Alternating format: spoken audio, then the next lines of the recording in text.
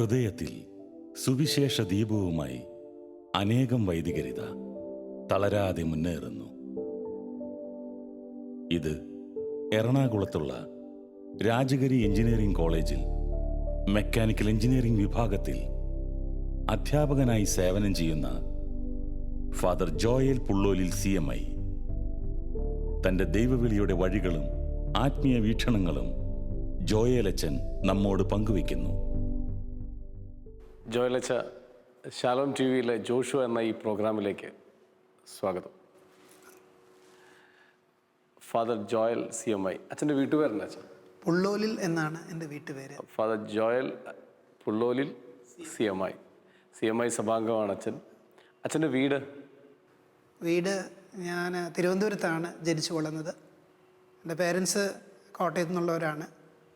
ജോലി സംബന്ധമായിട്ട് എൻ്റെ പപ്പ തിരുവനന്തപുരത്ത് താമസം ഉറപ്പിച്ചു. തിരുവനന്തപുരത്ത് എവിടെയാ അച്ഛാ? തിരുവനന്തപുരത്ത് ഞാൻ ലൂർദ് പള്ളി ഇടവക അംഗമാണ്. അപ്പോൾ താമസിക്കുന്നത് കേശദാസപുരത്താണ്.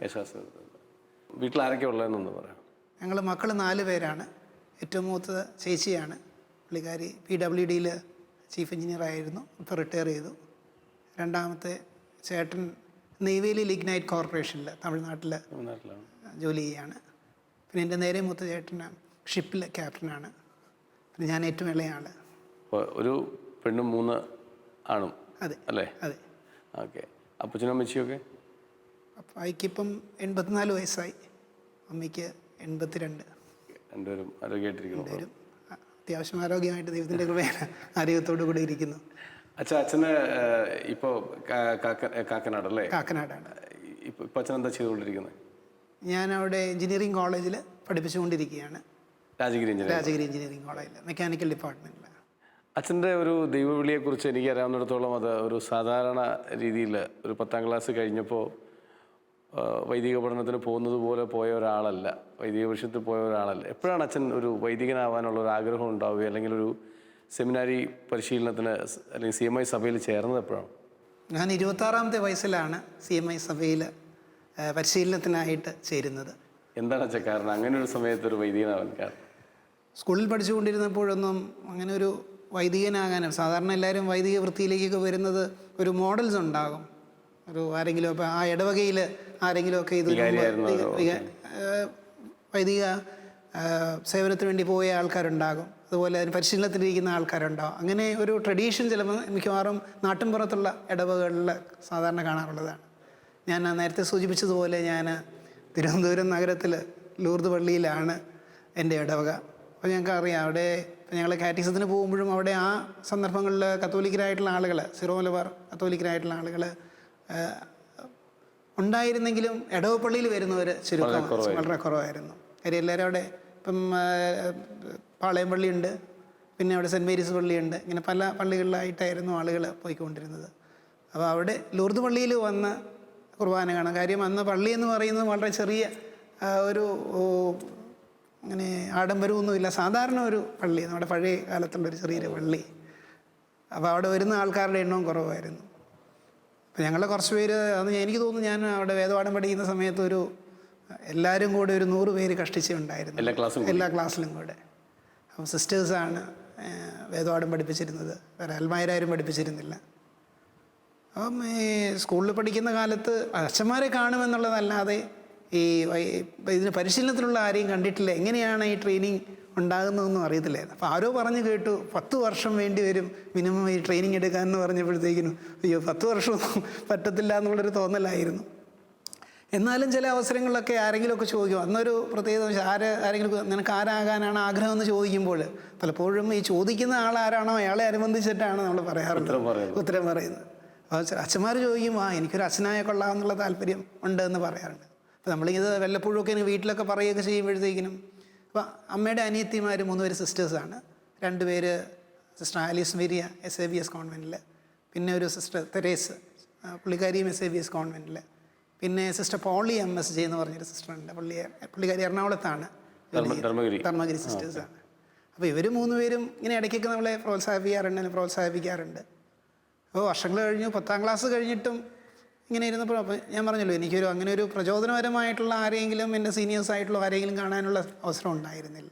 എന്നാലും ആ അവസരത്തിലാണെന്ന് തോന്നുന്നു വീട്ടിൽ എൻ്റെ ഡയറക്റ്റായിട്ടുള്ളൊരു കസിൻ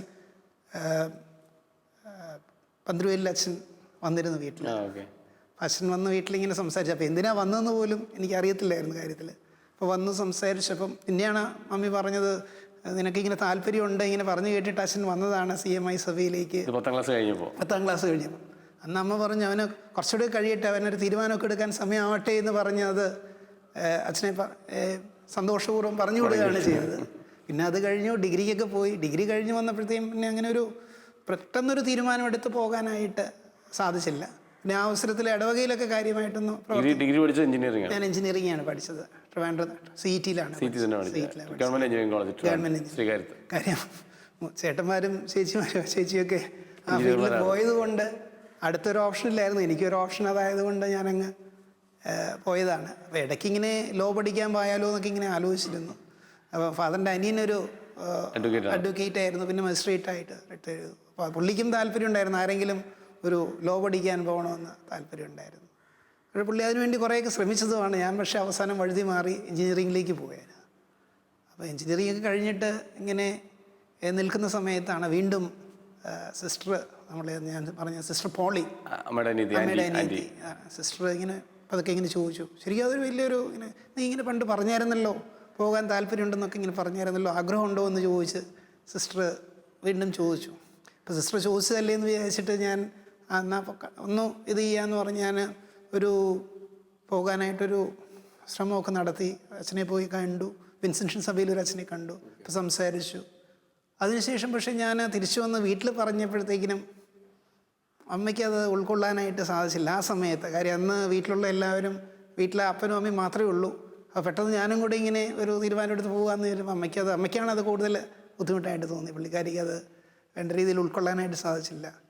അതോടൊപ്പം ഞാൻ വികാരിയച്ഛനോട് പോയി പറഞ്ഞു. വികാരിയച്ഛൻ പറഞ്ഞു അത് നമുക്ക് രൂപതയിൽ പോകുന്നതായിരിക്കും കുറച്ചുകൂടെ നല്ലത്, ഞാൻ നിന്നെ കൊണ്ടുപോകാമെന്ന് പറഞ്ഞു. അപ്പോൾ ഈ 2 തീരുമാനങ്ങൾ വന്നു കഴിഞ്ഞപ്പോഴത്തേക്കും എനിക്കൊരു പ്രോപ്പറായിട്ടൊരു തീരുമാനം എടുക്കാനായിട്ട് സാധിച്ചില്ല. പിന്നെ ഞാൻ എൻ്റേതായിട്ടുള്ള മേഖലകളിൽ ഞാൻ അന്ന് ഈ കോളേജിൽ പഠിച്ചിരുന്നപ്പോൾ ഒരു എനർജി കൺസർവേഷൻ അല്ലെങ്കിൽ എനർജി മാനേജ്മെൻറ്റ് എന്ന ഫീൽഡിൽ വർക്ക് ചെയ്യാനായിട്ട് താല്പര്യം ഉണ്ടായിരുന്നു. അപ്പോൾ കുറച്ച് നാൾ ആ ഏരിയയിൽ കുറച്ച് നാൾ വർക്ക് ചെയ്യാനായിട്ടുള്ള ഒരു അവസരം കിട്ടി. എവിടെയായിരുന്നു അത്? തിരുവനന്തപുരത്ത് തന്നെയായിരുന്നു. അപ്പോൾ അവിടെ നിന്ന് KSEB റിട്ടയർ ചെയ്ത് കുറച്ച് ചീഫ് എഞ്ചിനീയേഴ്സ് ചേർന്ന് തുടങ്ങിയ ഒരു സ്ഥാപനമാണ്. അപ്പോൾ ആ സ്ഥാപനത്തിൽ ജോലി ചെയ്യാനായിട്ടുള്ളൊരു അവസരം കിട്ടി. അപ്പോൾ എനിക്ക് താല്പര്യമുള്ളൊരു ഫീൽഡായിരുന്നു. പക്ഷേ ഈ പിന്നെ ഒരു ഡിസിഷൻ എടുക്കാനായിട്ട് വീട്ടിൽ തന്നെ ആയിരുന്നുകൊണ്ടും വേറെ പുറത്തേക്കൊന്നും പോകുന്നില്ലായിരുന്നുകൊണ്ടും ചുറ്റുപാടൊക്കെ ഉണ്ടായതുകൊണ്ടും ഒരു തീരുമാനം എടുക്കാനായിട്ട് സാധിച്ചില്ല. പക്ഷേ ഇങ്ങനെ കുറച്ച് കാലം കഴിഞ്ഞപ്പം അമ്മയ്ക്കൊരു കുറച്ചൊരു ഇത് തോന്നി, ഇവനിങ്ങനെ നിന്നാൽ പറ്റത്തില്ലല്ലോ എന്ന് തോന്നിയിട്ട്, എന്നാൽ നീ ഒന്ന് പുറത്തൊക്കെ പോകണം, പുറത്ത് പോയി ജോലി ചെയ്യണം എന്നുള്ള ഒരു നിർബന്ധിക്കാനായിട്ട് തുടങ്ങി. ശരി, അമ്മ പറഞ്ഞതല്ലേ എന്ന് വിചാരിച്ച് ഞാൻ നിർബന്ധിച്ചിട്ടാണെങ്കിലും ഞാൻ ബോംബെയിലേക്ക് പോകാനായിട്ട് തയ്യാറായി. ആ സമയത്ത് ഞാൻ ഇടവകയിൽ കുറച്ചുകൂടെ ആക്റ്റീവായിരുന്നു. ഒരു ഇത് അന്ന് അവിടുത്തെ യൂത്ത് വിങ്ങിലൊക്കെ ആക്റ്റീവായിരുന്നു.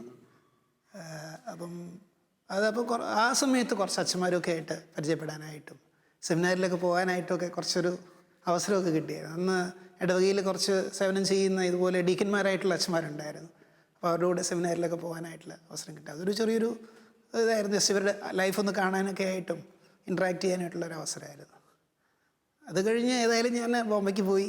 ശരിക്കും ഇപ്പോഴാണ് ഓർക്കുന്നത്, പിന്നെ ഇരുന്ന് ചിന്തിക്കുമ്പോഴാണ് ഓർക്കുന്നത്, ബോംബെ പോയത് കൊണ്ടാണ് എനിക്കൊരു തീരുമാനമെടുത്ത് എളുപ്പമായത്. അല്ലെങ്കിൽ ഞാൻ ആ വീടിൻ്റെ ചുറ്റുപാട് നിന്നും വീട്ടിലെ ആ സുഖ സൗകര്യത്തിൽ നിന്നും ഒരു തീരുമാനം ഇങ്ങനെ നീട്ടിക്കൊണ്ട് പോകത്തേ ഉള്ളൂ. തീരുമാനം എടുക്കണോ, ഒരു ചെറിയൊരു ഉള്ളുവിളിയുണ്ട്, പക്ഷേ ഇതെടുക്കണോ വേണ്ട. പക്ഷെ ഒരു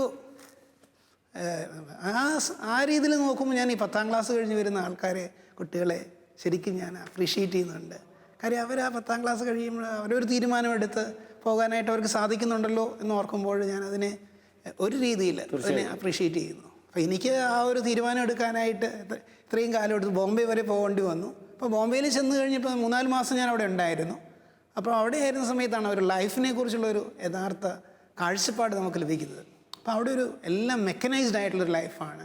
രാവിലെ എഴുന്നേറ്റ് ആളുകൾ ജോലിക്കായിട്ട് ഓടുന്നു, വൈകുന്നേരം അതുപോലെ തിരിച്ചു വരും. ഒരു ലൈഫ് എൻജോയ് ചെയ്യാൻ ആ സിറ്റിയിലുള്ളവർക്ക് പറ്റുന്നുണ്ടോ? ഇങ്ങനെ ഒരു മെഷീൻ്റെ ഭാഗമായിട്ട് അവർ പോകുന്നു. അപ്പോൾ ഞാനും ചിന്തിച്ചത് ഇങ്ങനെയാണ്, ഞാനും ഇവിടേക്ക് വന്നൊരു ജോലിയൊക്കെ എടുത്തു കഴിഞ്ഞാൽ ഞാനിതിൻ്റെ ഒരു പാർട്ടാകും, ഞാനും ഇതുപോലെ രാവിലെ ഓടേണ്ടി വരും, വൈകിട്ട് ഇതുപോലെ തിരിച്ചു വരും, ഭക്ഷണം കഴിക്കാൻ പോലും സമയം ഉണ്ടാകത്തില്ല. അപ്പോൾ എൻ്റെ ജീവിതത്തിൽ, എൻ്റെ ലൈഫിൽ ഒന്നും കോൺട്രിബ്യൂട്ട് ചെയ്യാനായിട്ട് സാധിക്കത്തില്ലല്ലോ എന്നുള്ളൊരു ചിന്ത മനസ്സിലുണ്ടായിരുന്നു. അപ്പം അങ്ങനെ ചിന്തിക്കുന്ന അവസരത്തിലാണ് വീണ്ടും ഞാൻ പറഞ്ഞല്ലോ സിസ്റ്റർ വീണ്ടും ഇടപെടുന്നത്. സിസ്റ്റർ പറഞ്ഞു, നീ ഇങ്ങനെ ബോംബെക്കൊക്കെ പോയത് അറിഞ്ഞു, എന്നോട് പറയാതെയാണല്ലോ നീ പോയത്. അപ്പോൾ ബോംബെയിലൊക്കെ ചെന്ന് നിനക്ക് അവിടെ ഹാപ്പി ആയിട്ട് സെറ്റിൽ ചെയ്യാനായിട്ട് നിനക്ക് സാധിക്കുന്നുണ്ടെങ്കിൽ നീ അവിടെ സെറ്റിൽ ചെയ്തോളൂ, അല്ലെങ്കിൽ നീ തീർച്ചയായിട്ടും തിരിച്ചു വരണമെന്ന് പറഞ്ഞ് സിസ്റ്റർ എനിക്കൊരു എഴുത്തൊക്കെ എഴുതി. അപ്പോൾ അതിൻ്റെ പശ്ചാത്തലത്തിൽ ചിന്തിച്ചതിൻ്റെ പേരിലാണ് ഞാൻ വീണ്ടും തിരിച്ച് നാട്ടിൽ വന്നു. ഞാൻ പേരൻസിനോട് പറഞ്ഞു, എനിക്കിങ്ങനെ പോകാൻ ആഗ്രഹമുണ്ട്, ഞാൻ പോവുകയാണ്. അപ്പോൾ എനിക്ക് ഏറ്റവും ആദ്യം ബന്ധപ്പെടാൻ പറ്റി എന്നെ സഹായിക്കുമെന്ന് ഉറപ്പുള്ളത് സിസ്റ്റർ ആയതുകൊണ്ട് സിസ്റ്റർ പോളിയുടെ അടുത്ത് ഞാൻ പോയി. അപ്പോൾ സിസ്റ്റർ പോളിയാണ് എന്നെ കളമശ്ശേരിയിലുള്ള CMI ഹൗസിലേക്ക്, പ്രൊവിൻഷ്യൽ ഹൗസിലേക്ക് പറഞ്ഞു വിടുന്നത്. അപ്പോൾ എന്നെ കാണാനായിട്ട് എന്നെ പറഞ്ഞിട്ട് ആൻ്റണി ഫെറർ എന്ന് പറഞ്ഞുള്ള പ്രശസ്തനായിട്ടുള്ളൊരു ധ്യാനഗുരു ഉണ്ടായിരുന്നു. അപ്പോൾ അദ്ദേഹത്തിൻ്റെ അടുത്തേക്കാണ് എന്നെ പറഞ്ഞു വിട്ടത്. അദ്ദേഹം ആലുവയിലായിരുന്നു. ആലുവയിൽ ഞങ്ങളുടെ CMI സെമിനാറിലായിരുന്നു, സെൻറ്റ് ആൻ്റണി സെമിനാറിലായിരുന്നു. അപ്പോൾ അവിടെ ചെന്ന് അദ്ദേഹമായിട്ട് സംസാരിച്ചു. അപ്പോൾ എനിക്കൊരു പേടിയുണ്ട്, കാര്യം ഞാനൊരു 10-26 വയസ്സായി, ഇനി ചെന്ന് കഴിഞ്ഞാൽ എങ്ങനെ എനിക്കിത് അവതരിപ്പിക്കാൻ പറ്റും, എന്നെ സ്വീകരിക്കുമോ എന്നുള്ളൊരു ഭയമൊക്കെ ഉണ്ടായിരുന്നുള്ളിൽ. പക്ഷേ അച്ഛനെ കണ്ടു, അച്ഛനുമായിട്ട് സംസാരിച്ചപ്പോൾ ആ ഭയമൊക്കെ മാറി. അച്ഛനെൻ്റെ ഇതുവരെയുള്ള കാര്യങ്ങൾ, ഞാൻ എന്തായിരുന്നു, എന്നെക്കൊണ്ട് പറയാവുന്ന കാര്യങ്ങളെല്ലാം അച്ഛനുമായിട്ട് ഷെയർ ചെയ്തു. അച്ഛൻ പറഞ്ഞു, ഓക്കെ, നീ ഒരു കാര്യം ചെയ്യുക, നീ ഒന്നും കൂടി ഒന്ന് ആലോചിച്ചിട്ട് എൻ്റെ അടുത്ത് അടുത്ത ആഴ്ച ഒന്ന് വരിക. അന്ന് വരുമ്പോൾ നീ ആലോചിച്ചിട്ട് പറയണം, സന്യാസ സഭയിൽ ചേരാനാണോ നിനക്ക് താല്പര്യം, അതോ ഇടവകയിൽ ചേരാനാണോ താല്പര്യമെന്ന് നീ പറയണം. നീ ഒന്നും കൂടി ഒന്ന് ആലോചിച്ച് പ്രാർത്ഥിച്ച് വരാനായിട്ട് അച്ഛൻ പറഞ്ഞു. ഞാനതുപോലെ വീണ്ടും ഒന്ന് ആലോചിച്ചതിന് ശേഷം വീണ്ടും അച്ഛനെ വന്ന് കണ്ടു. അപ്പം അച്ഛൻ വളരെ കാര്യമായിട്ട് സ്വീകരിച്ചു, കാര്യങ്ങളൊക്കെ പറഞ്ഞു. പിന്നെ അച്ഛൻ ചോദിച്ചു, നീ തിരുവനന്തപുരത്താണ്, നിൻ്റെ വീട് തിരുവനന്തപുരത്താണ്, നിൻ്റെ പേരൻസിൻ്റെ വീട് കോട്ടയത്താണ്, അപ്പോൾ തിരുവനന്തപുരം പ്രോവിൻസിൽ ചേർന്നോ, കോട്ടയത്ത് ചേർന്നോ, ഇവിടെ ചേർന്നോ, കളമശ്ശേരി. അപ്പോൾ ഞാനിങ്ങനെ ചിന്തിച്ചപ്പോൾ, ഞാനിപ്പോൾ അച്ഛനുമായിട്ട് എല്ലാ കാര്യങ്ങളും ഷെയർ ചെയ്തു, എനിക്ക് പറയാനുള്ളതൊക്കെ പറഞ്ഞു. അച്ഛൻ എനിക്കൊരു സപ്പോർട്ട് തന്നു. അപ്പോൾ ഞാനിനി വേറൊരു പ്രോവിൻസിൽ ചെന്ന് വേറൊരാളുമായിട്ട് ഇതെല്ലാം വീണ്ടും പറയണമല്ലോ, അതിനേക്കാൾ നല്ലത് എനിക്ക് സപ്പോർട്ട് ചെയ്യാൻ ഒരാളുണ്ട്, അച്ഛനുണ്ട്, അതുപോലെ സിസ്റ്ററുണ്ട്, രണ്ടുപേരും എറണാകുളത്താണുള്ളത്. അപ്പോൾ അതുകൊണ്ട് ധൈര്യമായിട്ട് ഞാൻ ഇവിടെ തന്നെ ഈ പ്രോവിൻസിൽ തന്നെ, എറണാകുളം പ്രോവിൻസിൽ, കളമശ്ശേരി പ്രോവിൻസിൽ ചേരുന്നെന്ന് ഞാൻ അച്ഛനോട് പറഞ്ഞു. അപ്പോൾ അത് പറഞ്ഞു കഴിഞ്ഞപ്പോൾ അച്ഛൻ എന്നെയും കൊണ്ട് പ്രൊവിൻഷ്യൽ അച്ഛനെ കാണാനായിട്ട് കൊണ്ടുവന്നു. അപ്പോൾ പ്രൊവിൻഷ്യൽ അച്ഛൻ അന്ന് ജോസ് അലക്സ് ഒരു തൈപ്പള്ളി അച്ഛനാണ് ഞങ്ങളുടെ പ്രൊവിൻഷ്യൽ അച്ഛന്. അപ്പം അദ്ദേഹം വന്ന് ഈ സോഷ്യൽ സയൻസ് കോളേജിൻ്റെ പ്രിൻസിപ്പൾ കൂടെ ആയിരുന്നു. അപ്പോൾ ഞാനിങ്ങനെ വന്ന് അച്ഛനെ കണ്ടപ്പോൾ അച്ഛന് ഭയങ്കര സന്തോഷമായി. അച്ഛൻ ഉടനെ തന്നെ അവിടെ റെക്ടറെ വിളിച്ചു, എന്നെ പരിചയപ്പെടുത്തി. അപ്പോൾ റെക്ടറച്ഛനായിരുന്നത് ജോസ് കോളുതറ അച്ഛനാണ്. അപ്പോൾ അദ്ദേഹം ഇതുപോലെ ഒത്തിരി കാലമായിട്ട് ആ മേഖലയിൽ ശുശ്രൂഷ ചെയ്യുന്നതാണ്, പരിശീലനത്തിൻ്റെ മേഖലയിൽ ശുശ്രൂഷ ചെയ്യുന്നതാണ്. അപ്പോൾ അദ്ദേഹമായിട്ട് ഞാൻ സംസാരിച്ചു, എനിക്ക് പറയാനുള്ള കാര്യങ്ങളൊക്കെ പറഞ്ഞു, എൻ്റെ അവസ്ഥ ഇതാണെന്ന് പറഞ്ഞു. അപ്പം അച്ഛൻ ചോദിച്ചു, നീ ഏത് ഏരിയയിലാണ് നിനക്ക് കൂടുതൽ താല്പര്യം, എഞ്ചിനീയറിംഗിലായിരുന്നപ്പോൾ എന്താ പ്രവർത്തിച്ചതെന്ന് ചോദിച്ചു. ഞാൻ പറഞ്ഞു, അന്ന് ഞാൻ കുറച്ച് സോളാറിലൊക്കെ ഞാൻ പറഞ്ഞല്ലോ, എനർജി കൺസർവേഷൻ, എനർജി മാനേജ്മെൻറ്റ് ഫീൽഡൊക്കെ എനിക്ക് ഭയങ്കര ഇഷ്ടമുള്ള ഫീൽഡായിരുന്നു. അപ്പം അച്ഛൻ പറഞ്ഞു, അപ്പം ഞാൻ ആ സമയത്താണ് ഈ സോളാർ ലാമ്പിനെ കുറിച്ചുമൊക്കെ അച്ഛനോട് പറയുന്നത്. സോളാർ ഉപയോഗിച്ചിട്ട് നമുക്ക് ഇലക്ട്രിസിറ്റി ഉണ്ടാക്കാം, അല്ലെങ്കിൽ ചെറിയ വെളിച്ചം, അല്ലെങ്കിൽ ഒരു 10-15 വോൾട്ടിൻ്റെ ബൾബൊക്കെ കത്തിക്കാമെന്ന് പറഞ്ഞപ്പോൾ അച്ഛനത് ഭയങ്കര ഇൻട്രസ്റ്റായി.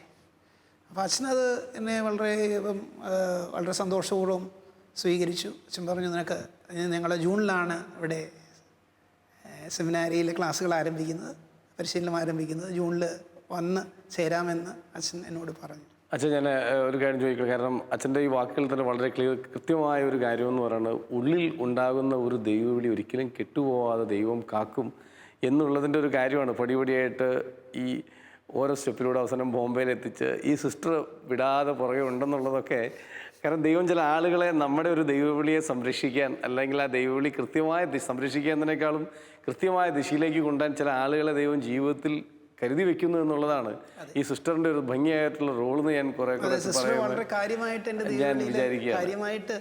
സ്വാധീനം ചെലുത്തിയിട്ടുണ്ട്. എൻ്റെ ഒരു ചോദ്യം അച്ഛാ, ഈ ഒരു CMI വൈദികൻ എന്നാണ് അച്ഛൻ പട്ടം സ്വീകരിച്ചത്? ഞാൻ 2005 ഡിസംബർ 31 പട്ടം സ്വീകരിച്ചത്. 2005 ഡിസംബർ 31. അപ്പോൾ ആ ഒരു വൈദികനായത്, ആ ഒരു ദിവസത്തെ ചില ഓർമ്മകൾ, അല്ലെങ്കിൽ വൈദികനായി ഒരു പട്ടം സ്വീകരിച്ചപ്പോൾ അച്ഛൻ്റെ ഉള്ളിൽ തോന്നിയ ഒരു കാര്യം എന്താണ് വെച്ചാൽ ഒന്ന് പറയാം, അല്ലെങ്കിൽ ആ ഒരു ദിവസങ്ങളിൽ ഒരു അച്ഛൻ്റെ ചില ഓർമ്മകളോ ബോധ്യങ്ങളോ ഒക്കെ ഒന്ന് പറയാം. എന്ന കാര്യം വളരെ കാലത്തെ പ്രയത്നത്തിൻ്റെ ഫലമായിട്ട് നമ്മൾ പരിശീലനത്തിലൂടെയൊക്കെ കടന്നുപോയി. ശരിക്കും CMI സഭയിലൂടെ കടന്നു പോകുമ്പോഴത്തെ സാധാരണ 15 വയസ്സുള്ള ഒരാൾ വന്ന് 30ാമത്തെ വയസ്സിലാണ് പട്ടം സ്വീകരിക്കുന്നത്. 15 വർഷത്തെ എല്ലാം കൂടെ ഒരു 15 വർഷത്തെ ട്രെയിനിങ് അവർക്കുണ്ടാവും. ഞാൻ ഡിഗ്രി കഴിഞ്ഞ് വന്നതുകൊണ്ട് എനിക്ക് 5 വർഷത്തെ എക്സംഷൻ കിട്ടി. എന്നാലും 10 വർഷം എടുത്തു.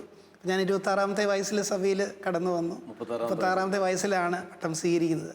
അപ്പോൾ നമ്മൾ അതിന് ഒരുങ്ങി നമ്മൾ ആ ലെവലിലേക്ക് വരും. തീർച്ചയായിട്ടും അതിൻ്റെ ആദ്യ കാലങ്ങളിൽ എനിക്ക് ഇച്ചിരി ബുദ്ധിമുട്ടൊക്കെ തോന്നിയിട്ടുണ്ട്. പക്ഷെ ഞാൻ പറഞ്ഞല്ലോ, എല്ലാം ഞാൻ എൻ്റെ മനസ്സിൽ ഉണ്ടായിരുന്നു ഒരു ദൈവപരിപാലനയ്ക്ക് വേണ്ടി സമ്പൂർണ്ണമായിട്ട് വിട്ടുകൊടുക്കുക എന്നുള്ളൊരു തീരുമാനം ആദ്യം തൊട്ടേ ഉണ്ടായിരുന്നു. അപ്പോൾ എൻ്റെ വൊക്കേഷനെ കുറിച്ച് ഞാൻ കാണുന്നത് അങ്ങനെയാണ്. ഇപ്പോൾ ഒരു ദിവസം വൊക്കേഷൻ കിട്ടി, എന്നാണ് വൊക്കേഷൻ കിട്ടിയതെന്ന് ചോദിച്ചാൽ എനിക്ക് പറയാൻ ബുദ്ധിമുട്ടാണ്. അത് ഡേ ബൈ ഡേ ഓരോ ദിവസം റിവീൽ ചെയ്യുന്ന ഒരു ഫീലിംഗ് ആയിട്ടാണ്. അത് റിവീൽ ചെയ്യുന്ന നമുക്ക് പോസിറ്റീവായിട്ടുള്ള ഓരോ കാര്യങ്ങളിലൂടെ, അല്ലെങ്കിൽ നമുക്ക് അത് വെളിവാക്കപ്പെട്ട് കിട്ടുന്നതായിട്ടാണ് എനിക്ക് ഫീലിംഗ്. എന്നെ സംബന്ധിച്ചിടത്തോളം വൊക്കേഷൻ ഇന്നും കണ്ടിന്യൂ ചെയ്തുകൊണ്ടിരിക്കുന്ന ഒരാണ്. It is revealing day by day എന്നുള്ള ഇതാണ്. ഓരോ ദിവസവും നമുക്കതിൽ നമ്മൾ ഓരോ കാര്യത്തിൽ ഇടപെടുമ്പോൾ നമുക്കതിൽ ദൈവത്തിൻ്റെ പരിപാലനം ദർശിക്കാനായിട്ട്. ഈ പരിപാലനം എന്ന് പറയുന്നത്, പ്രൊവിഡൻസ് ഓഫ് ഗോഡ് എന്ന് പറയുന്നത് ഞാൻ ഒത്തിരി വിശ്വസിക്കുന്ന ഒരു മനുഷ്യനാണ്. അപ്പോൾ അതിലൂടെ ഞാൻ പറഞ്ഞില്ലേ, അപ്പോൾ ആ ദൈവത്തിൻ്റെ പരിപാലനയിലൂടെ ഈ 10 വർഷം നമ്മളെ നയിച്ച് നമ്മൾ ഓരോ വർഷവും ഇങ്ങനെ ഒരുങ്ങി നമ്മൾ അതിനകത്തേക്ക് അടുത്ത് വരുമ്പോൾ തീർച്ചയായിട്ടും ആ കാലഘട്ടത്തിൽ എനിക്ക് ട്രെയിനിങ് തന്ന ഗുരുക്കന്മാരൊക്കെ ഒത്തിരി സേവനങ്ങൾ ചെയ്തിട്ടുണ്ട്. ഞാൻ പറഞ്ഞല്ലോ, ജോസ് സഹായിച്ചിട്ടുണ്ട്. ജോസ് കോളുതറ അച്ഛൻ, അതുപോലെ ഇപ്പം തന്നെ ഏലിയാസർ വടക്കംചേരി അച്ഛൻ. അദ്ദേഹമാണ് എനിക്ക് തോന്നുന്നു ആസ്പിറൻസ് ഹൗസിൽ ആദ്യം കോളുതറ അച്ഛൻ ഉണ്ടായിരുന്നെങ്കിലും പിന്നെ ഞങ്ങളെ പരിശീലിപ്പിച്ചത് എലിയാസർ അച്ഛനാണ്. അപ്പോൾ അച്ഛനുമായിട്ട് ഇന്നും അവരൊക്കെ ആയിട്ട് സംസാരിക്കാനും അവരുമായിട്ടുള്ള സന്തോഷം പങ്കിടാനും ഇന്നും ഇപ്പം എലിയാസർ അച്ഛനോട് ചോദിച്ചാൽ ഇന്നും നിങ്ങൾക്കൊക്കെ വേണ്ടി പ്രാർത്ഥിക്കുന്നു എന്നാണ് അച്ഛൻ പറയുന്നത്. എല്ലാ ദിവസവും അച്ഛന് വേണ്ടി അച്ഛൻ ഞങ്ങൾക്ക് വേണ്ടി പ്രാർത്ഥിക്കുന്നുണ്ടെന്ന് പറയും എലിയാസർ അച്ഛൻ. അതുപോലെ തന്നെ വിവിധ അവസരങ്ങളിൽ ഞങ്ങളെ പരിശീലിപ്പിച്ച മാസ്റ്റർമാരുണ്ട്. അപ്പോൾ വീണ്ടും ഞാൻ ന്യൂഷീറ്റിൽ ചെന്നപ്പോൾ ഞങ്ങളെ നയിച്ചത് കോളുതറ അച്ഛൻ തന്നെയാണ്. അപ്പം അങ്ങനെ ഒരു ബന്ധം അച്ഛനുമായിട്ടുണ്ട്. ആദ്യം കാലം തൊട്ട് തന്നെ ഒരു ബന്ധം അച്ഛനായിട്ടുണ്ട്. അതുപോലെ തന്നെ പിന്നെ ഫിലോസഫിക്ക് പോയ അവസരത്തിലും അവിടെ റെക്ടർ ഉണ്ടായിരുന്നു, മാസ്റ്റർമാരുണ്ടായിരുന്നു. ഇവരെല്ലാവരും നമ്മളെ ഇപ്പം ഞങ്ങളെ ആ ബാച്ചിനെ, അപ്പോൾ എനിക്ക് പേഴ്സണലായിട്ട് പറയുകയാണെങ്കിൽ എന്നെ വളരെ ഹെൽപ്പ് ചെയ്ത വ്യക്തികളാണ്. അപ്പോൾ ഇവരെയൊക്കെ ഇന്നും ഞാൻ ഓർക്കുന്നുണ്ട്. പ്രാർത്ഥനയിലൊക്കെ ഓർക്കാനായിട്ട് എല്ലാവരും ശ്രമിക്കുന്നുണ്ട്. അപ്പോൾ ഞാൻ ഈ പറഞ്ഞു വന്നപോലെ അപ്പോൾ ആ ഒരുക്കത്തിന് ആദ്യം ഈ പടിപടിയായിട്ട് കടന്നു വന്ന ഓരോ പട്ടങ്ങൾ സ്വീകരിച്ച് ഡീക്കം പട്ടം സ്വീകരിച്ചു. അപ്പോൾ ഡീക്കം പട്ടം സ്വീകരിച്ച അവസരത്തിൽ നമുക്കൊരു സന്തോഷം ഉണ്ടായിരുന്നു. അപ്പോൾ നമുക്ക് കുറച്ച് കാര്യങ്ങളൊക്കെ ചെയ്യാനായിട്ട് അവസരം കിട്ടുന്നു എന്നുള്ള ഒരു ഇത്. അപ്പോൾ ഇടവകയിൽ കുറച്ചുകൂടെ ശുശ്രൂഷ ചെയ്യാനായിട്ട് നമുക്ക് അവസരം കിട്ടുന്നതാണ്. അപ്പോൾ ഞാൻ കുത്തിയതോടെ ഇടവകയിലാണ് ഡീക്കൻ മിനിസ്റ്റർ ചെയ്തത്. അപ്പോൾ അവിടെ ഉണ്ടായിരുന്നു സൈമൺ അച്ഛൻ, അങ്കമാലി അടുത്ത് സൈമൺ അച്ഛൻ, പള്ളുപേട്ട അച്ഛൻ അവിടെ ഉണ്ടായിരുന്നു. അപ്പോൾ അച്ഛൻ്റെ കീഴിൽ നമുക്ക് ആ ഒരു വൈദിക വൃത്തി ചെയ്യുവാനുള്ള, അല്ലെങ്കിൽ ആ ശുശ്രൂഷയ്ക്കുള്ള ഒരുക്കങ്ങൾ, ആദ്യഘട്ട പരിശീലനം കിട്ടി. തീർച്ചയായിട്ടും അവിടുത്തെ ഇടവക ജനങ്ങളെ ഞാൻ ഈ അവസരത്തിൽ പ്രത്യേകം ഓർക്കുന്നുണ്ട്. കാര്യം അവരും ഒത്തിരി സഹായിച്ചിട്ടുണ്ട്, ഒത്തിരി ഈ വളർച്ചയിലൊക്കെ ഒത്തിരി സഹായിച്ചിട്ടുണ്ട്. അതിനുശേഷം ഞാൻ പറഞ്ഞല്ലോ, അപ്പോൾ ഞാൻ പട്ടം സ്വീകരിക്കുമ്പോഴുള്ള സന്തോഷം എന്ന് പറഞ്ഞാൽ എൻ്റെ ആ ഇടവകയിൽ ജനിച്ചു വളർന്ന് അവിടെ ഉദാശകൾ സ്വീകരിച്ച് അവിടെ പഠിച്ചു വളർന്നു വന്ന് പട്ടം സ്വീകരിക്കുന്ന ആദ്യത്തെ വ്യക്തി ഞാനാണ്. അതും എനിക്ക് നല്ലൂർ പള്ളിയിൽ അത് ഭയങ്കര സന്തോഷം തരുന്ന ഒരു ഇതാണ്. അച്ഛന്മാരും അന്ന് എനിക്ക് അത് ആദ്യത്തെ പട്ടമായതുകൊണ്ട് തീർച്ചയായിട്ടും വികാരിച്ചനും കൊച്ചന്മാരും ഒക്കെ കൂടെ നിന്ന് അത് പട്ടം നല്ല രീതിയിൽ നടത്തുവാനായിട്ട് സഹായിച്ചായിരുന്നു. അത് ജോൺ വി തടത്തിലായിരുന്നു അന്നത്തെ വികാരിച്ചൻ. അപ്പം അച്ഛൻ ഫുൾ സപ്പോർട്ടായിരുന്നു ഇതുമായിട്ട്. അപ്പോൾ അതിനുവേണ്ടിയുള്ള ഒരു കഥ. അപ്പം പരിശീലനത്തിൻ്റെ അതായത് ഡീക്കൻ മിനിസ്ട്രിയുടെ അവസാന കാലഘട്ടം ഞാൻ എൻ്റെ ഇടവകയിലാണ് ചെയ്തത്. അപ്പോൾ തീർച്ചയായിട്ടും അച്ഛനും അവിടെ ഒത്തിരി സപ്പോർട്ട്, ഓരോ കാര്യങ്ങളായിട്ട് അച്ഛൻ കൂടെ നിന്ന്. അതുപോലെ ഒരു പ്ലാപ്പള്ളി അച്ഛനുണ്ടായിരുന്നു, അദ്ദേഹം അന്ന് അവിടുത്തെ കൊച്ചച്ഛനായിരുന്നു. അദ്ദേഹത്തിനായിരുന്നു ഭയങ്കര സന്തോഷമായിരുന്നു ഇങ്ങനെ ഒരു പട്ടം. അപ്പോൾ കൂടെ നടന്ന്. പക്ഷേ ഇന്ന് അച്ഛൻ ഞങ്ങളുടെ കൂടെ ഇല്ല. ഒരു അപകടത്തിൽ അച്ഛൻ മരിച്ചുപോയി. പക്ഷേ അച്ഛൻ ഒത്തിരി സപ്പോർട്ട് ചെയ്തെന്ന് പറഞ്ഞാൽ നമുക്ക് ആളുകളെല്ലാം, ആ ഇടവക ജനങ്ങളെല്ലാം ഒന്നിപ്പിച്ച് നിർത്തിക്കൊണ്ട് ആ ഒരു പട്ട ശുശ്രൂഷ അതിൻ്റെ പൂർണ്ണതയിൽ നടത്താനായിട്ട് വികാരിയച്ഛനും കൊച്ചച്ഛന്മാരും ഒക്കെ സഹായിച്ചു. അപ്പോൾ അതെന്നും കാര്യം അന്ന് നമ്മൾ അവിടെ നിന്ന് എല്ലാവർക്കും ഒരു ദൈവത്തിന് നന്ദി പറയുന്ന ആദ്യത്തെ ബലിയർപ്പിക്കുന്ന ഒരവസരം എന്ന് പറയുന്നത് നമുക്കൊരിക്കലും എപ്പോഴും നമ്മൾ പറയുന്ന അതാണല്ലോ നമ്മുടെ ഫസ്റ്റ് എക്സ്പീരിയൻസ് ആയിട്ട് പറയുന്നത്. ഇടയ്ക്കിടയ്ക്ക് നമ്മൾ പറയുന്നത് നമ്മൾക്കൊരു തിരിച്ചുവരവിൻ്റെ പാതയിൽ അല്ലെങ്കിൽ ഇടയ്ക്കൊരു നവീകരണത്തിനൊക്കെ ആയിട്ട് നമ്മൾ ചിന്തിക്കുമ്പോൾ നമ്മൾ ആദ്യമേ ചിന്തിക്കുന്ന ഈ ഫസ്റ്റ് എക്സ്പീരിയൻസ് ആണ്. ഈ ഫസ്റ്റ് എക്സ്പീരിയൻസിലേക്ക് ആദ്യം ചെല്ലിയ ആ വിശുദ്ധ കുർബാനയുടെ ആ തീക്ഷ്ണതയോടുകൂടെ എല്ലാ ദിവസവും വിശുദ്ധ കുർബാന അർപ്പിക്കാനായിട്ട് സാധിക്കുക. എപ്പോഴും നമ്മുടെ ബേസ് പോയിന്റ് അത് തന്നെയാണ്. ജോലിച്ച, ഞാൻ അച്ഛൻ്റെ പറയുമ്പോൾ തന്നെ എനിക്ക് വളരെ വീണ്ടും മനസ്സിൽ സന്തോഷം വരുന്നൊരു കാര്യം, ഒരു ഇടവകയെ സംബന്ധിച്ചിടത്തോളം ആ ഇടവകയിൽ നിന്ന് ഒരു ദൈവവിളി ഉണ്ടാകുക എന്ന് പറയുന്നത് എന്തുമാത്രം അനുഗ്രഹീതമായ കാര്യമാണ്, എന്തുമാത്രം സന്തോഷമുള്ള കാര്യമാണെന്നാണ് ലൂർദ് പള്ളിയിലെ ആദ്യത്തെ ഒരു വൈദികനായിട്ട് അച്ഛൻ വരുന്നതിൻ്റെ ഒരു പശ്ചാത്തലം കേൾക്കുമ്പോൾ നമുക്ക് മനസ്സിലാവുന്നുണ്ട്. ഞാൻ ഇവിടെ ചോദിക്കുന്ന ഇടവക തീർച്ചയായിട്ടും സന്തോഷിച്ചു എന്ന് പറയുന്നത് പോലെ തന്നെ പ്രധാനപ്പെട്ടൊരു കാര്യമായിരിക്കുമല്ലോ.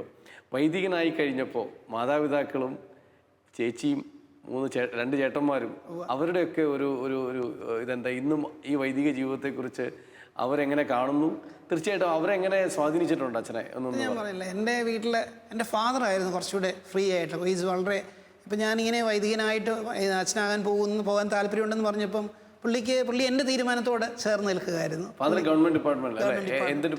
ടെലികോം ഡിപ്പാർട്ട്മെന്റിലായിരുന്നു. PT ജോർജ് എന്നാണ് അദ്ദേഹത്തിൻ്റെ പേര്. അമ്മയുടെ പേര് മേരി ജോർജ് അല്ലെങ്കിൽ മേരിക്കുട്ടി എന്നാണ് അവിടെ അടുത്തുള്ളവരൊക്കെ വിളിക്കുക. അപ്പോൾ ഞാൻ പറഞ്ഞു അമ്മയ്ക്ക് കുറച്ച് ബുദ്ധിമുട്ടുണ്ടായി. കാര്യം അമ്മ പറയായിരുന്നു ഏറ്റവും മകനാണ്, മറ്റുള്ളവരൊക്കെ അച്ഛനാകാൻ പോകുന്നത് കാണുമ്പോൾ വളരെ സന്തോഷമാണ്. പക്ഷേ സ്വന്തം മക്കൾ ഇങ്ങനെ പോകുമ്പോഴത്തേക്കിനും ഒരു വിഷമമുണ്ട്. അപ്പോൾ ആദ്യ കുറേ കാലങ്ങളിൽ അമ്മയ്ക്ക് വിഷമം ഉണ്ടായിരുന്നു. പക്ഷേ ഇന്ന് വളരെ സന്തോഷവതിയാണ് അമ്മ. അതുപോലെ തന്നെ ചേട്ടൻ അപ്പച്ചൻ വളരെ അച്ഛൻ വളരെ പോസിറ്റീവായിട്ടായിരുന്നു. ഇറ്റ്സ് യുവർ, നിനക്ക് തീരുമാനം എടുക്കുന്നതിൽ കുഴപ്പമില്ല. അതുപോലെ തന്നെ ചെറുപ്പകാലത്തിലാണെങ്കിലും പല കാര്യങ്ങളിലും അപ്പച്ചനെ അപ്രോച്ച് ചെയ്യാനായിരുന്നു കൂടുതൽ കാര്യം. ശാന്ത പ്രകൃതക്കാരനാണ്. ഒത്തിരി കാര്യങ്ങൾ അദ്ദേഹത്തിൽ നിന്ന് പഠിക്കാനുണ്ട്. ഒരിക്കലും അദ്ദേഹം ഒരു ആങ്സൈറ്റി അദ്ദേഹത്തിൻ്റെ ജീവിതത്തിൽ ഞാൻ കണ്ടിട്ടില്ല. എല്ലാം ഞാൻ പറഞ്ഞല്ലേ ഈ ദൈവപരിപാലനയിൽ ആശ്രയിച്ചുകൊണ്ട് മുൻപോട്ട് പോവുക എന്ന് പറഞ്ഞാൽ ഒരു ഫീലിംഗ് ആയിരുന്നു അദ്ദേഹത്തിൻ്റെ ജീവിതത്തിലൂടെ മനസ്സിലാക്കുന്നതാണ്. പക്ഷേ മമ്മിക്ക് കുറച്ച് ഉത്കണ്ഠകളൊക്കെ ഉണ്ടായിരുന്നു. ഞങ്ങൾ എവിടെ എത്തും, എന്താ ഏതാന്നുള്ള ഒരു ചെറിയൊരു ഉത്കണ്ഠയുണ്ട്. അതുപോലെ വീട്ടിലെ സ്ട്രിക്റ്റ് അമ്മച്ചിയായിരുന്നു. മമ്മിയായിരുന്നു ഭയങ്കര സ്ട്രിക്റ്റ്. അപ്പം ആദ്യം നമ്മുടെ പ്രാർത്ഥന ചെല്ലുന്നതിലൊക്കെ ആണെങ്കിൽ എല്ലാ ദിവസവും രാത്രി കുടുംബ പ്രാർത്ഥനയൊക്കെ ചെല്ലുമ്പോഴത്തേക്കിനും അത് ഞങ്ങൾ ശരിക്കും ചെല്ലിയില്ലെങ്കിൽ കറക്റ്റ് ചെയ്യുന്നത് അമ്മച്ചിയായിരുന്നു. എന്നിട്ട് പറയും, അപ്പച്ചനോട് പറയാറുണ്ട്, നിങ്ങളിങ്ങനെ കണ്ണു അടച്ചിരുന്നു, ഈ പിള്ളേർ തെറ്റിക്കുന്നൊന്നും അറിയണ്ട, നിങ്ങൾ സ്വർഗത്തിലേക്ക് ഇപ്പം ആ ഒരു സ്റ്റൈലിൽ ഇങ്ങനെ പറയായിരുന്നു ജസ്റ്റ്. അപ്പം അമ്മയായിരുന്നു ഭയങ്കര സ്ട്രിക്റ്റ്. അപ്പോൾ വീട്ടിലെല്ലാവരും നല്ല ഡിസിപ്ലിനിലാണ് ഞങ്ങളെ വളർത്തിക്കൊണ്ട് വന്നത്. അതുപോലെ ഞങ്ങളെല്ലാവരെയും കാറ്റഗിസമൊക്കെ ഞാൻ പറഞ്ഞില്ലേ ചെറിയൊരു സാഹചര്യം ഉണ്ടായിരുന്നെങ്കിലും എല്ലാ ഞായറാഴ്ചയും കാറ്റഗിസത്തിന് പോകണം എന്നുള്ളത് വളരെ നിർബന്ധമായിരുന്നു. അപ്പോൾ അത് കഴിഞ്ഞിട്ടേ ബാക്കി പരിപാടികൾക്ക് എന്തെങ്കിലുമൊക്കെ ഉണ്ടെങ്കിൽ പോകാൻ പറ്റുള്ളൂ. പിന്നെ നാട്ടിലോ അല്ലെങ്കിൽ റിലേറ്റീവ്സിൻ്റെ എന്തെങ്കിലും ഫങ്ഷൻസൊക്കെ ഉണ്ടെങ്കിൽ വേദപാഠം കഴിഞ്ഞിട്ട് പോകാൻ പറ്റുമെങ്കിൽ പോയാൽ മതി. അല്ലെങ്കിൽ അതുപോലെ ഇപ്പോൾ ഞങ്ങളൊക്കെ പഠിച്ചുകൊണ്ടിരുന്ന സമയത്ത് വേദപാഠത്തിനൊക്കെ ക്ലാസ്സിൽ അതൊരു ഇതല്ല, എന്നാലും നല്ല രീതിയിൽ ഉയർന്ന മാർക്ക് മേടിച്ച് അവിടെ ക്ലാസ്സിൽ ടോപ്പാകാനും 2-3 പിള്ളേരേ ഉള്ളൂ എന്നാൽ പോലും അതുപോലെ തന്നെ പെർഫെക്റ്റ് നമ്മളെ എല്ലാ ദിവസവും പോവുക, ഒരു ദിവസം പോലും നഷ്ടപ്പെടുത്താതെ ഈ സൺഡേ സ്കൂളിൽ പങ്കെടുക്കാനായിട്ട് സാധിച്ചിട്ടുണ്ട് പല അവസരങ്ങളിലും. അത് തീർച്ചയായിട്ടും വീട്ടിൽ നിന്ന് കിട്ടുന്ന പ്രോത്സാഹനമാണ്. തീർച്ചയായിട്ടും അപ്പനും അമ്മയും നല്ല രീതിയിൽ നല്ല വാല്യൂസ് തന്ന് ഞങ്ങളെയൊക്കെ വളർത്താനായിട്ട് ശ്രമിച്ചിട്ടുണ്ട്. അത് എപ്പോഴും ഓർക്കേണ്ട കാര്യമാണ്. അമ്മ ഒരു ഭാഗത്ത് നിന്ന് അമ്മ കുറച്ച് സ്ട്രിക്റ്റ് ആയിരുന്നു, ഫാദർ കുറച്ചുകൂടെ ലീനിയൻ്റ് ആയിരുന്നു. എന്നാലും ഇത് രണ്ടും നല്ലൊരു ബാലൻസിങ് ചെയ്യുന്ന ഒരു കോമ്പിനേഷൻ ആയിരുന്നു. സഹോദരങ്ങളും അവരും ഭയങ്കര സന്തോഷമായിരുന്നു അപ്പോൾ അവരുമായിട്ട് ആദ്യം അവരെ ഞാൻ പറഞ്ഞില്ലേ ഇത് അപ്രതീക്ഷിതമായിട്ടാണ് ഇങ്ങനെ വീട്ടിലിങ്ങനെ പോകുന്നതെന്ന് പറയുന്നത്. അപ്പം ആദ്യം അവർ പക്ഷേ സപ്പോർട്ടിങ് ആയിരുന്നു, പോകണ്ട എന്നാലും പറഞ്ഞ് they were supporting through out. ഇന്നും സപ്പോർട്ട് ചെയ്യുന്നു. എന്തെങ്കിലും പ്രാർത്ഥന സഹായിക്കുന്നുണ്ടെങ്കിൽ ഞങ്ങൾ അങ്ങോട്ടും ഇങ്ങോട്ടും പ്രാർത്ഥിക്കാറുണ്ട്. ഓരോരുത്തർ ഓരോരുടെ മേഖലയിൽ തിരക്കിലാണ്, എന്നാലും അതിൻ്റെ ഇടയ്ക്ക് പ്രാർത്ഥനാ സഹായങ്ങളൊക്കെ പറയാറുണ്ട്. ഞാനും എനിക്ക് വേണ്ടി പ്രാർത്ഥിക്കണമെന്ന് പറയാറുണ്ട്. അതുപോലെ ഞാൻ പറഞ്ഞല്ലോ അമ്മയുടെ സിസ്റ്റേഴ്സ് അവർ സ്ഥിരം വിളിക്കാറുണ്ട്, പ്രാർത്ഥിക്കാറുണ്ട്, അങ്ങോട്ടും ഇങ്ങോട്ടും അമ്മയും അതുപോലെ തന്നെ എല്ലാ പ്രാർത്ഥനയിൽ ഞാൻ ഇടയ്ക്കിടയ്ക്ക് ചോദിക്കാറുണ്ട്, എനിക്ക് വേണ്ടി പ്രാർത്ഥിക്കാറുണ്ടോ, എന്താ പ്രാർത്ഥിച്ചതെന്നൊക്കെ ചോദിച്ച് വിളിക്കുമ്പോൾ എല്ലാ ദിവസവും പുറത്ത് പ്രാർത്ഥിക്കുന്നു, എല്ലാവരും പ്രാർത്ഥിക്കുന്നുണ്ട്. അതുപോലെ തന്നെ തീർച്ചയായിട്ടും ഞാൻ പറഞ്ഞില്ലേ CMI സഭയിൽ വന്ന് ചേരുക എന്നത് വലിയൊരു സന്തോഷത്തിൻ്റെ അനുഭവമായിരുന്നു. ഒരു വന്ന കാലത്ത് ഞാൻ പറഞ്ഞു ഞാനിച്ചിരി സീനിയർ ആയതുകൊണ്ട് എനിക്കിച്ചിരി ഉള്ളിലൊക്കെ ഇച്ചിരി പേടിയുണ്ടായിരുന്നു. പക്ഷേ എല്ലാവരും അക്കോമഡേറ്റീവ് ആയിരുന്നു. എല്ലാവരും അന്നുണ്ടായിരുന്ന സീനിയർ പ്രീസ്റ്റൊക്കെ വളരെ അക്കോമഡേറ്റീവ് ആയിരുന്നു. നമ്മളെ എന്നെ പ്രോത്സാഹിപ്പിക്കുന്ന രീതിയിലായിരുന്നു. ഇന്നും അതുപോലെ തന്നെ ആ പ്രോത്സാഹനം ഇന്നും നിലനിൽക്കുന്നു. കാര്യം CMS സഭയിലായിരുന്നത് കൊണ്ടാണ് ഇന്നിപ്പം ഞാൻ ആയിരിക്കുന്ന മേഖലയിലായിരിക്കാനായിട്ട്. എനിക്ക് അടുത്ത എപ്പിസോഡിൽ അതിനെക്കുറിച്ച് ഞാൻ ചോദിക്കാം. ഇപ്പം ചെയ്യുന്ന കാര്യം അച്ഛന് PhD ഉണ്ടല്ലോ, അതായത് അതിനെക്കുറിച്ചൊക്കെ എനിക്ക് അടുത്ത എപ്പിസോഡിൽ ചോദിക്കണം. ഞാൻ ഒരു വ്യത്യസ്തമായ ഒരു കാര്യം ചോദിക്കുന്നത്, ഇപ്പോൾ 13 വർഷം കഴിഞ്ഞ് 14ാമത്തെ വർഷത്തിലാണ് വൈദിക ജീവിതം. അതെ, പട്ടം സ്വീകരിച്ചത്. ഇത്രയും വർഷത്തേക്ക് തിരിഞ്ഞു നോക്കുമ്പോൾ ഒരു വൈദികനായിരിക്കുന്നതിൽ ഏറ്റവും സന്തോഷം തരുന്ന ഒരു കാര്യം എന്താണെന്ന് പറയാം? ഒരു വൈദികനായിരിക്കുന്നത് കൂദാശകളുടെ പരികർമ്മം ചെയ്യുന്നതിലാണ് ഏറ്റവും കൂടുതൽ സന്തോഷം. ഒന്ന് എല്ലാ ദിവസവും ഞങ്ങളെ അതൊരു ഇതായിട്ടല്ല പറയുന്നത് എല്ലാ ദിവസവും കുർബാന ചെല്ലുക എന്നുള്ളത്. പക്ഷെ ഞാൻ പറഞ്ഞില്ലേ, ഞാൻ ഈ പല സ്ഥലത്തും എനിക്ക് കുർബാന എല്ലാനായിട്ട് അവസരം കിട്ടിയിട്ടുണ്ട്. ഒന്ന് ഞങ്ങൾ കോളേജിലായിരിക്കുമ്പം അതിനോടനുബന്ധിച്ചുള്ള ഹോസ്റ്റലുകളിലൊക്കെ കുർബാന എല്ലാറുണ്ട്. പിന്നെ ഞാൻ പഠനത്തിന് പോയ അവസരത്തിൽ ഇടവകകളിൽ പോയി കുർബാന ദീർഘനാൾ ഞാൻ ഈ കഴിഞ്ഞൊരു 4 വർഷമായിട്ട് ഒരു ഇടവകയിൽ സ്ഥിരമായിട്ട് അവിടെ കുർബാന ഇല്ലെന്നുണ്ടായിരുന്നു. അപ്പോൾ അവരുടെ ആ ഒരു ആത്മീയമായ വളർച്ചയിൽ അവരെ സഹായിക്കാൻ. പിന്നെ കൺഫെഷൻ, അത് നമുക്ക് ചെയ്തു കൊടുക്കാൻ പറ്റുന്ന ഏറ്റവും വലിയൊരു മേഖലയാണ് കൺഫെഷൻ, അല്ലെങ്കിൽ കുമ്പസാരത്തിൻ്റെ മേഖല. അപ്പോൾ അത് ഞാനൊരു നിഷ്ഠയെടുത്തിട്ടുള്ളത്, ആരും വന്ന് എപ്പോൾ ചോദിച്ചാലും കുമ്പസാരിക്കാനായിട്ട് അല്ലെങ്കിൽ അവരെ കുമ്പസാരിപ്പിക്കാനായിട്ട് തയ്യാറാകാറുണ്ട്. ഒരു ദിവസം ഞാൻ ഓർക്കുന്നു, ഞാൻ ഉടുപ്പൊക്കെ മാറി ഞാൻ തിരിച്ച് പോകാൻ തുടങ്ങിയപ്പോഴാണ് ഒരാൾ വന്ന് ഒന്ന് കുമ്പസാരിക്കണമല്ലോ അച്ഛാന്ന് പറഞ്ഞ് വന്ന്. അപ്പം ഞാൻ ഉടുപ്പൊക്കെ മാറി, കുഴപ്പമില്ല, അല്ല ഞാൻ വരുന്നു എന്ന് പറഞ്ഞതാണ്. അപ്പം അത്രയും കമ്മിറ്റഡായിട്ട് ചെയ്യാനായിട്ട് ശ്രമിക്കാറുണ്ട്. ഇതെല്ലാവരും എല്ലാ വൈദികരും ഇതുപോലെ തന്നെയാണെന്നാണ് ഞാൻ മനസ്സിലാക്കുന്നത്. ഞാൻ എന്നെക്കുറിച്ച് പറയുമ്പോൾ ഞാൻ ഈ മേഖലയിൽ, അതായത് ഈ ഞാൻ പഠിപ്പിക്കുന്നതിനോടൊപ്പം തന്നെ, ഇപ്പം ഞാൻ പഠിപ്പിക്കുന്നുണ്ട്, അതോടൊപ്പം തന്നെ അതിനേക്കാൾ കൂടുതൽ ഇമ്പോർട്ടൻസ് എനിക്ക് ഇടയ്ക്കിടയ്ക്ക് ചെയ്യാൻ പറ്റുന്ന 2 ശുശ്രൂഷകളാണ്. ഇടയ്ക്കിടയ്ക്കല്ല, സാധാരണ ചെയ്യാൻ പറ്റുന്ന കൂടെ ചെയ്യാൻ പറ്റുന്ന ശുശ്രൂഷകളാണ് വിശുദ്ധ കുർബാന തീർച്ചയായിട്ടും. അതോടൊപ്പം തന്നെ കൂടുതൽ എനിക്ക് തന്നെ ഒരു സന്തോഷം തോന്നുന്ന ഒരു മേഖലയിൽ മറ്റുള്ളവരെ സഹായിക്കാൻ സാധിച്ചു എന്ന് തോന്നുന്നത് കുമ്പസാരത്തിൻ്റെ മേഖലയിലാണ്. തീർച്ചയായിട്ടും അച്ഛൻ പറഞ്ഞ പോലെ എല്ലാ വൈദികരും ഇങ്ങനെയാണോ എന്ന് ചോദിച്ചാൽ എനിക്ക് സംശയമുണ്ട്. പക്ഷേ എല്ലാ വൈദികരും ഇങ്ങനെ ആവേണ്ടവരാണ്. തീർച്ചയായിട്ടും ബഹുഭൂരിപക്ഷം വൈദികർ ഇങ്ങനെ ആയിരിക്കാം. പക്ഷേ എനിക്കിവിടെ ഒരു അത്ഭുതകരമായ സന്തോഷകരമായ ഒരു കാര്യം എന്ന് വെച്ചാൽ, ഞാൻ പലപ്പോഴും ജോയലച്ഛനുമായിട്ട് ഇൻട്രാക്ട് ചെയ്യാനൊക്കെ അവസരം കിട്ടിയിട്ടുള്ള ആളെന്നുള്ളതിൽ അച്ഛൻ്റെ ഒരു പാസ്റ്ററൽ മൈൻഡ് എന്നെ അത്ഭുതപ്പെടുത്തിയിട്ടുണ്ട്. തീർച്ചയായിട്ടും അത് അടുത്ത എപ്പിസോഡിൽ ഞാൻ ചോദിക്കാം. പക്ഷേ ഇവിടെ വളരെ പ്രധാനപ്പെട്ട ഒരു കാര്യം, മെക്കാനിക്കൽ എഞ്ചിനീയറിങ്ങിൻ്റെ ഏത് വിഭാഗത്തിലാണെന്ന് എനിക്ക് അറിയത്തില്ലെങ്കിലും മെക്കാനിക്കൽ എഞ്ചിനീയറിങ്ങിൽ PhD ഉള്ള രാജഗിരി എഞ്ചിനീയറിംഗ് കോളേജ് പോലത്തെ വളരെ പ്രശസ്തമായ ഒരു എഞ്ചിനീയറിംഗ് കോളേജിൽ അധ്യാപകനും ഒരു ഡോക്ടറേറ്റ് ഉള്ള ഡോക്ടർ ഫാദർ ജോയൽ. അത് വരട്ടെ, അല്ല അതിലേക്ക് ഞാൻ പറയാം. അല്ല, ഡോക്ടറേറ്റ് കിട്ടിയില്ല. കിട്ടിയിട്ടില്ല. ഓക്കെ, കിട്ടാൻ അതിന്റെ എല്ലാം കഴിഞ്ഞു അല്ലേ? കഴിഞ്ഞിട്ട് പറഞ്ഞു, ഡിഫൻസ് മാത്രമേ ഉള്ളൂ. ഞാൻ ഡിഫൻസിന് വേണ്ടി ഒരുങ്ങിക്കൊണ്ടിരിക്കുകയാണ്. എന്തായാലും അത് കിട്ടും, ഒരു സംശയമില്ല, ഡിഫൻസ് കിട്ടും. പക്ഷെ അങ്ങനെയുള്ള ഒരു അച്ഛൻ, തീർച്ചയായിട്ടും ഡോക്ടർ എന്ന് പറയാൻ ഡിഫൻസ് കിട്ടണമല്ലോ. അപ്പോൾ അങ്ങനെയുള്ള ഒരു അച്ഛൻ്റെ ജീവിതത്തിൽ ഏറ്റവും സന്തോഷമുള്ള കാര്യം ചോദിച്ചപ്പോൾ ഏറ്റവും ക്രീമായിട്ടുള്ള കാര്യം പറഞ്ഞതിൽ എനിക്ക് അങ്ങേയറ്റം സന്തോഷമുണ്ട്. കാരണം അച്ഛൻ പറഞ്ഞത്, ഞാൻ ഇന്ന് പഠിപ്പിക്കുന്ന സ്ഥലത്ത് എനിക്ക് അങ്ങനെയൊന്നുമല്ല അച്ഛൻ പറഞ്ഞത്. അച്ഛൻ പറഞ്ഞത് കൂദാശകൾ പരികർമ്മം ചെയ്യുന്നതിൽ, അതിനാണ് എൻ്റെ ഏറ്റവും വലിയ സന്തോഷം. എവിടെയായിരുന്നാലും ഏത് സാഹചര്യത്തിലും കുമ്പസാരിപ്പിക്കാൻ തയ്യാറാവുക, വിശുദ്ധ കുർബാന അർപ്പിക്കുന്നതിലുള്ള ആ ഒരു വലിയ സന്തോഷത്തെക്കാളും ഉപരി താല്പര്യവും അതിലൂടെ കിട്ടുന്ന അച്ഛൻ്റെ വലിയൊരു അനുഗ്രഹമൊക്കെ അച്ഛൻ വളരെ ആ വാക്കുകളിൽ ക്ലിയറാണ്. ഒത്തിരി സന്തോഷം വെച്ചാൽ. അതുപോലെ വെച്ചാൽ തിരുവനന്തപുരം പോലത്തെ ഒരു നഗരത്തിൽ, ഞാൻ തിരുവനന്തപുരത്ത് LLB പഠിച്ച ആളാണ് 3 വർഷം. തിരുവനന്തപുരം പോലത്തെ ഒരു നഗരത്തിൽ ഒരു ഗവൺമെൻറ് ഉദ്യോഗസ്ഥരായ മാതാപിതാക്കൾക്ക്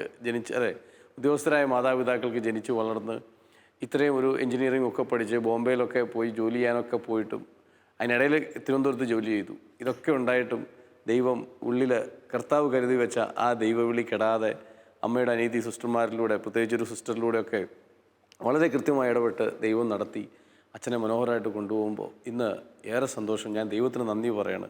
CMI സഭയിൽ വളരെ പാസ്റ്ററൽ മൈൻഡുള്ള, ആളുകൾക്ക് അപ്രോച്ചബിളായിട്ടുള്ള ഒരു നല്ല വൈദികൻ, ഒരു വിശുദ്ധ വൈദികൻ എന്ന് പറയാനാണ് എനിക്കിഷ്ടം. അച്ഛൻ സമ്മതിക്കില്ലെന്ന് എനിക്കറിയാം. അതുകൊണ്ട് ഒരു നല്ല വൈദികനെ ദൈവം സഭയ്ക്ക്, സമൂഹത്തിന്, ഞങ്ങൾക്കൊക്കെ സമ്മാനിച്ചതിന് ഒത്തിരി സന്തോഷം. കൂടുതൽ വിശേഷങ്ങൾ അടുത്ത എപ്പിസോഡിൽ നമുക്ക് പറയാം. ഈ ആദ്യ എപ്പിസോഡിലെ അച്ഛൻ്റെ പങ്കുവെക്കലുകൾക്ക് നന്ദി. ശിമയോനും യാക്കോബും യോഹന്നാനും വലകഴുകും വലക്കാരും വഞ്ചിക്കാരും. ശിമയോനും യാക്കോബും യോഹന്നാനും വലകഴുകും വലക്കാരും വഞ്ചിക്കാരും. ഒരു നിമിഷം കേൾക്കാമോ നിങ്ങൾക്കായി നൽകാം ഞാൻ ഇന്നൊരു സന്ദേശം. നിങ്ങളെ സാക്ഷാൽ മുക്കുവരാക്കാൻ ഉതകും സുവിശേഷം. നിങ്ങളെ സാക്ഷാൽ മുക്കുവരാക്കാൻ ഉതകും സുവിശേഷം. ആഴക്കടലിൽ പോകുവിൻ, ആഴത്തിൽ വലയെറിയുവിൻ. ആഴക്കടലിൽ പോകുവിൻ, ആഴത്തിൽ വലയെറി